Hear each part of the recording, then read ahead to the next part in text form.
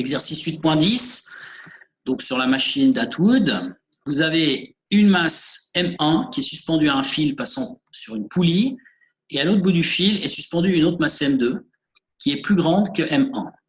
On considère que, à part les masses, le fil et la poulie sont de masse négligeable. Alors la première question, c'est calculer l'accélération qu'on appellera A de la masse M1, ainsi que la traction, la tension, on va dire, du fil. Alors, je vais donc corriger ici, et donc j'ai représenté ici un schéma avec les deux masses M1 et M2. Ah, excusez-moi, j'ai oublié de faire un truc assez important. Je vais le faire en parlant, je vais installer ma tablette graphique. Donc, on a ces deux masses M1 et M2 qui sont de chaque côté de la poulie. Et l'idée, c'est que M2, d'après ce qui est écrit dans la donnée, est supérieure et plus grande. En fait, la masse M2 est plus grande que la masse M1. Alors, la masse M2, qui est donc à droite ici, elle aura donc tendance à descendre puisqu'elle est plus lourde que la masse M1. Donc là, on est dans une situation dans le schéma qui représente l'objet qui est déjà descendu. Initialement, normalement, la masse M1, elle est en bas, et puis la masse M2, elle est en haut. Donc, c'est un peu l'inverse de ce qui est reproduit dans le schéma. Mais encore une fois, là, on va dire que l'objet est déjà descendu, enfin M1 est déjà monté et M2 est déjà descendu. Alors, ensuite, attendez, je vais prendre ça, voilà. Alors, les forces en question, eh bien, sur l'objet de masse M1, il y a une force de tension qui est dirigée vers le haut et son poids qui est dirigé vers le bas. Comme c'est relatif à la masse M1, je les appelle P1 et T1. Et puis, la même chose, sur la masse M2, eh bien, vous avez le poids P2 vers le bas et T2 vers le haut, comme j'ai représenté ici. Ce qu'il y a en plus, et qu'on voit sur le schéma d'ailleurs, mais qui est un petit peu, la qualité de la photo laisse un peu à désirer, il y a encore une accélération. Donc, étant donné que l'objet de masse M2 est plus lourd justement que l'objet de masse M1, l'objet de masse M2 descend, et c'est M1 qui monte. Donc, M2, comme il descend, il va subir une accélération qui est dirigée vers le bas. Tandis que M1 qui est en train de monter, il subit une accélération qui est vers le haut. Alors, ces deux accélérations, on les appelle A1 et A2, ce sont deux vecteurs différents. Il y en a un qui pointe vers le haut, un qui pointe vers le bas, donc on ne peut pas les appeler de la même manière. Par contre, ce qu'on peut faire, c'est considérer qu'elles sont égales, en fait, ces accélérations. Pourquoi ? Parce qu'il y a une indication comme quoi le fil est inélastique. Et donc, si le fil est inélastique, les deux objets bougent exactement en même temps, de la même manière. Donc, les deux accélérations, du point de vue des vecteurs, c'est différent. Par contre, en norme, A1 égale A2, et donc, dans les problèmes, on écrira A. Chose qu'on vous commencez à avoir l'habitude de faire maintenant. Deuxième chose, eh bien, comme les tensions, le fil et la poulie sont de masse négligeable, alors à ce moment-là, en vertu aussi de la troisième loi de Newton, eh bien, on peut dire que la force de tension se répartit de manière équivalente des deux côtés du fil et que donc la force T1 est égale à la force T2. Et donc, de manière générale, on pourra dire que c'est égal à T1. Ici, j'ai une petite erreur en fait dans le corrigé. J'ai marqué ici T1 est différent de T2, mais en fait non, T1 n'est même pas différent parce que si vous regardez le schéma ici, ce sont deux forces qui pointent les deux vers le haut, donc les deux vecteurs sont en fait les mêmes en réalité. Donc ce sont véritablement les mêmes forces, et là en l'occurrence elles ont la même direction, la poulie ne change même pas la direction des forces. Donc on peut écrire T1 égale T2, vecteur, mais surtout ce qui est important pour l'exercice, c'est qu'ils ont la même norme, T1 égale T2, donc on écrira T dans les calculs. Alors maintenant, ce qu'on fait, eh bien, c'est ce qu'on a fait dans les exercices qu'on a fait ces derniers temps, c'est-à-dire qu'on va séparer le système en un système qui concerne l'objet numéro 1 et puis un autre qui concerne l'objet numéro 2. Voilà, que je fais en vert ici. Voilà, comme ça, tac. Alors, en ce qui concerne l'objet numéro 1, je vais effacer ces trucs, on a deux forces, donc le poids plus la tension, P1 plus T1, qui est égal à la masse M1 fois son accélération est A1. Alors, j'ai choisi ici de prendre un axe vertical que j'ai appelé Y et qui pointe vers le haut. Et donc maintenant, il n'y a pas besoin d'axe horizontal hein, parce qu'il n'y a pas de force, il n'y a aucun vecteur horizontaux là, donc tout sera nul en fait horizontalement. Donc un seul axe Y suffit. Et donc maintenant, si on projette, si on cherche les composantes de ces forces sur Y, eh bien on trouve ceci. Alors pourquoi moins P1? Parce que P1 est dirigé vers le bas. Donc Y pointe vers le haut. Ensuite, plus T1 parce que T1 est dirigé vers le haut. Et puis, égal M1 fois A1 parce que A1, lui aussi, elle aussi, est dirigée vers le haut. On retrouve cette équation ici. Et donc, ce que j'ai fait à ce stade, c'est que j'ai passé le P1 de l'autre côté. Et puis, j'ai un peu nettoyé tout ça en considérant que T1, c'est T, hein, il n'y a qu'une seule force de tension et il n'y a aussi qu'une seule accélération. Donc finalement, si on passe le P1 de l'autre côté, on trouve M1A1 plus P1, ce qui revient à faire M1A plus P1. Et donc, comme P1, c'est M1 fois G, eh bien, on obtient à la fin cette équation-là, M1G plus M1A égale T. Je pourrais encore mettre M1 en évidence, mais juste à l'étape d'après, il va falloir casser ça, donc ça ne sert à rien de le faire. Donc, on en reste là avec une première équation, T égale M1G plus M1A pour le bloc de masse M1. Maintenant, on fait le même boulot, mais avec le deuxième. Donc, pour le deuxième, eh bien, on a de nouveau T2, P2, donc deux forces, on additionne les deux, égale M2 fois A2. Alors maintenant, toujours par rapport à ce même axe Y qui pointe vers le haut, eh bien, cette fois, P2, la même chose, est toujours négatif, moins P2. Et puis, T2 est positif puisque T2 pointe vers le haut dans le même sens que Y, donc plus T2. Ça ne change pas. Par contre, le résultat, la conséquence, c'est que ça donne égal M, donc M2 en l'occurrence, fois l'accélération. Et là, l'accélération, comme vous pouvez le voir sur le schéma, elle pointe pour l'objet 2, elle pointe vers le bas. Donc, elle doit être négative. C'est la raison pour laquelle, ici, il y a un moins A2. Ici. Ce qui fait donc, en définitive, moins M2 A2. Alors là encore, on nettoie cette chose-là. L'idée, c'est de sortir T, en fait. Parce qu'en fait, si je sortais, qu'est-ce que j'obtiens? Je passe le moins P2 de l'autre côté, donc j'obtiens T2, donc T, finalement, à cause de ça, toujours, égale P2 moins M2A2. Et donc, comme P2, c'est M2G, à la fin, je me retrouve avec cette équation ici. Alors, pourquoi est-ce que j'ai fait en sorte d'obtenir ces deux équations-là? Eh bien, enfin, c'est pas que j'ai fait en sorte, c'est la force des choses, mais disons, qu'est-ce que je vais faire avec ces deux équations? Vous voyez que là-dedans, il y a deux inconnus. Il y a la force de tension et il y a l'accélération comme deuxième inconnu que je vais faire ici en violet. Donc, on a A comme inconnu. On a donc deux inconnus, T et A. Donc, il s'agit de résoudre ce problème. Comme la première question consiste à déterminer quelle est l'accélération, c'est pour cette raison que j'ai décidé d'écrire T égale quelque chose en fonction de A pour les deux. Alors, une fois qu'on a ces deux équations, 1 et 2, évidemment, on va les combiner.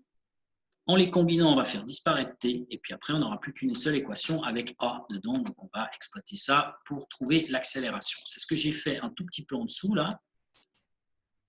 Ici, j'ai combiné, alors je vais m'arranger pour qu'on voit encore 1 et 2, voilà. Alors, 1 est ici, voilà, et 2. Et donc, j'égalise les deux, puisque les deux sont égales en réalité, c'est égal à T. Donc, la une, c'est M1G plus M1A, c'est ce que j'ai là. C'est égal à T, mais T, c'est aussi égal à M2G moins M2A. Donc, c'est ce que j'ai là. Donc, maintenant, j'ai mon équation ici. Il s'agit de sortir A de là. Donc, pour sortir A de là, j'ai mis tout ce qui contient du A à gauche. Donc, qu'est-ce qui contient du A? Eh bien, c'est M1A. Je vais faire ça en vert. Voilà. M1A et puis le moins M2A, on les passe à gauche. Il reste M1A plus M2A. Par contre, de l'autre côté, on a M2G ici. Là. M2G, on retrouve ici. Et puis, il y avait le M1G là qu'on passe à droite, donc moins M1G. Donc là, on se retrouve avec, maintenant, on met en évidence le A, ça fait A fois M1 plus M2. Et puis ici, j'ai mis en évidence le G, donc ça fait G fois M2 moins M1. Et donc, au final, on divise par M1 plus M2 et on trouve la réponse, l'expression qui est ici, A égale G fois M2 moins M1 sur M1 plus M2. Alors, il y a une première question, je vais y répondre puisque je suis à l'arrêt. Alors, c'est Mathéo, ouais. En fait, je comprends pas comment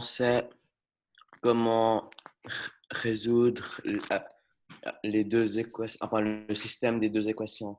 Parce que là, vous avez sorti T des deux et du coup, vous avez pu les combiner. Mais il y a d'autres manières, non? Bien sûr. Ouais, c'est une manière. Bah, ce que j'ai fait, c'est que j'ai fait une substitution. J'ai sorti T de l'une et puis je l'ai mis dans l'autre, en fait. C'est la méthode de la substitution que j'ai fait ici. Mais vous pouvez faire d'autres manières, bien sûr. Okay. Vous pouvez aussi faire 1 moins 2, par exemple. Puis à gauche, vous avez T moins T, ça fait 0. Puis à droite, vous avez M1G plus M1A moins M2G moins M2A. Enfin bref, puis après, vous résolvez. Mais au final, vous allez trouver la même chose. Il y a plusieurs méthodes, bien sûr. Mais là, ce que j'ai fait, vous avez compris, je pense quand même, non? Oui. Parce que c'est assez classique, là, ce que j'ai fait comme calcul. Hein.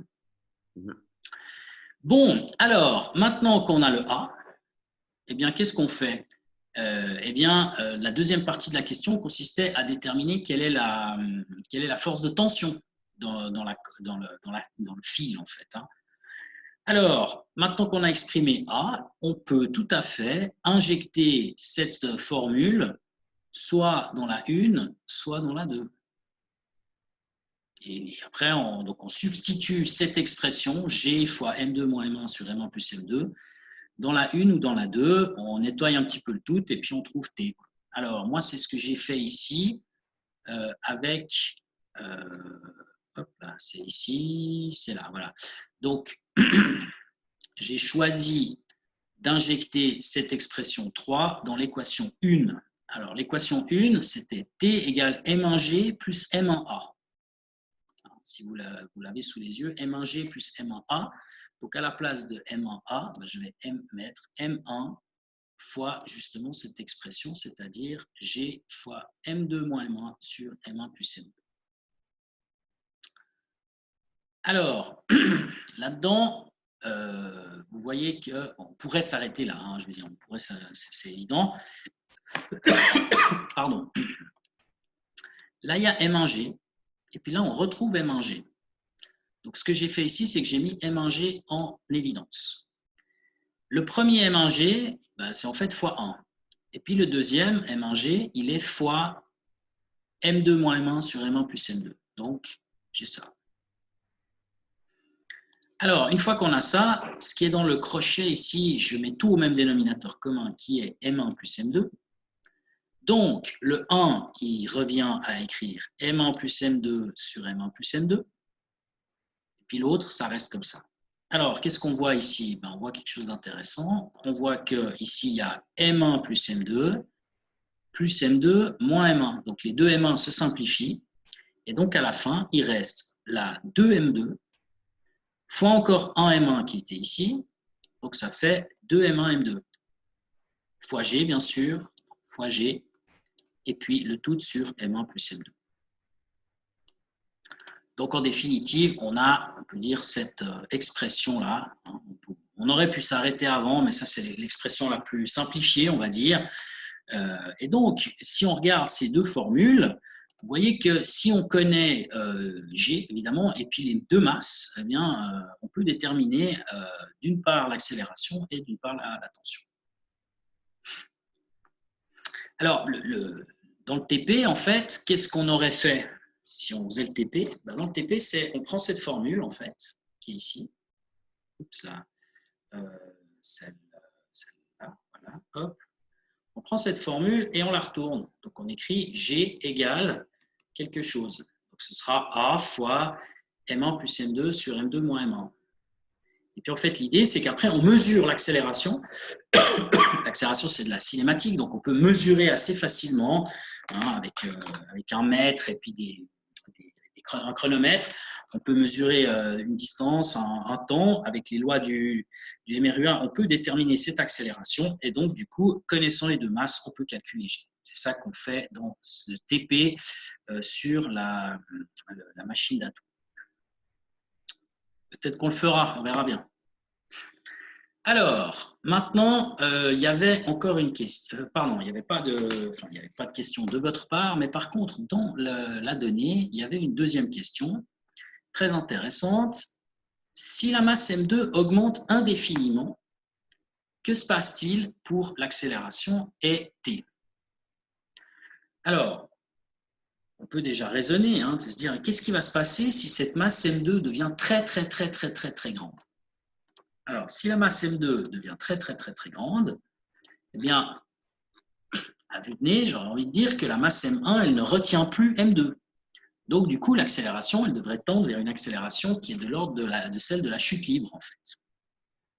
Alors, voyons si effectivement, à partir de ces formules, on peut obtenir ça. Donc, on va dire que M2 augmente indéfiniment, et donc, du coup, M2 est beaucoup plus grand que M1. Alors, si M2 est beaucoup plus grand que M1, qu'est-ce qu'on peut dire de M2 moins M1 ? Ben, M2 moins M1, c'est à peu près égal à M2. Imaginez, je sais pas, vous remplacez les masses par de l'argent. Si M2, c'est 10 francs et puis que M1, c'est 2 francs, quand vous faites la différence, ça fait 8 francs. Et si M2, c'est 1 million de francs, bon, 1 million de francs moins 2 francs, c'est à peu près toujours 1 million. Donc, en fait, le M1, il devient négligeable devant M2. Donc, du coup, cette différence, ça devient à peu près égal à M2. Et puis, si vous faites la somme, pareil. Si M1 est négligeable par rapport à M2, quand vous faites la somme, eh bien, la somme, ça donne à peu près M2. Alors, si on reprend notre formule numéro 3, qui est ici, je l'ai recopiée telle quelle. Étant donné que le terme en haut, là, M2 moins M1, attendez, excusez, je vais prendre une petite couleur différente quand même. Si on prend M2 moins M1, M2 moins M1, c'est à peu près égal à M2. Donc, ça sera égal à M2.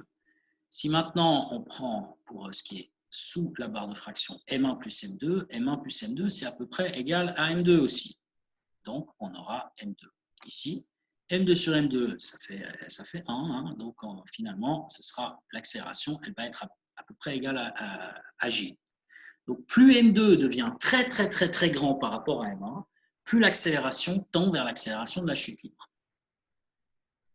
qui est donc l'accélération de la pesanteur 9,81.